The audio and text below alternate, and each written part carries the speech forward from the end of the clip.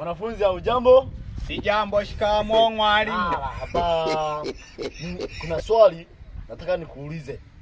Ndio mwalimu. Wazazi ni wajawazito. Wajawazito?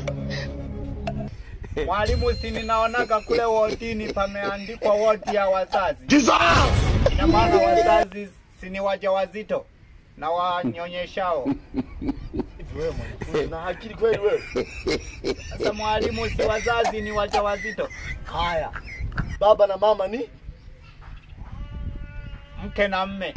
Mke na mme? Yaani nimekuuliza swali la kwanza ndio jibu la pili. Na maanisha hivi. Baba na mama ni, unasema wazazi. Nikikuuliza wazazi ni wajawazito, ina maana kule wodini si ninaonaga kwamba pameandikwa wodi ya wajawazito na wanyonyeshao. Mbona sionagi kama ni wodi ya baba na mama? Nimekuambia wazazi ni baba na mama. Sema hivyo. Wazazi ni baba na mama. Wazazi ni baba na mama. Sawa? Baba na mama si ni mme na mke. Ninaonaga wanaitanaga nyumbani mke wangu, mme wangu.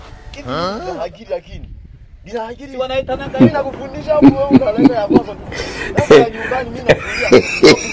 Na nyumbani naleta nakufundisha. Wazazi ni baba na mama. Sawa?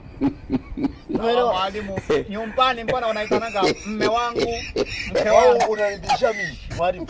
Allah. Allah.